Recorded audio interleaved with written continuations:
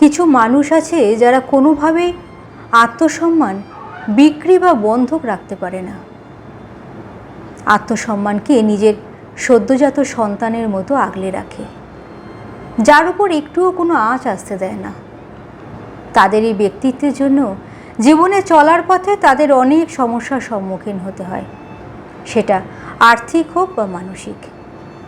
আত্মসম্মানে একটু আঘাত আসলেই ধূর নিকুচি করেছে বলে তারা অনেক বড় বড় জিনিস নিমেষে ত্যাগ করে দেয়, যার জন্য তাদেরকে হয়তো অনেক বড় বড় সমস্যার সম্মুখীন হতে হয়।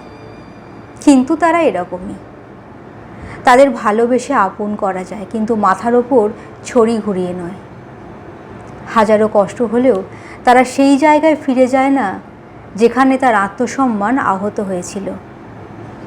অনেক মানুষ তাদের এই আত্মসম্মান বোধকে ইগো বা অহংকার বলে ভুল করে, কিন্তু গভীরভাবে মিশলে তারপর সেই মানুষটাকেই সবাই ভালোবেসে ফেলে। আত্মসম্মান আগলে রাখা মানুষের আত্মসম্মানে কখনো আঘাত করবেন না।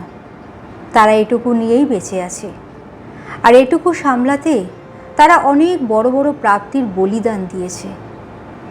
যে বিক্রি হয় না তাকে কেনার চেষ্টা না করাই ভালো। সময়ও নষ্ট, মাথাও নষ্ট। কলমে অয়নাংশু দাস, কণ্ঠে শ্রীপর্ণা।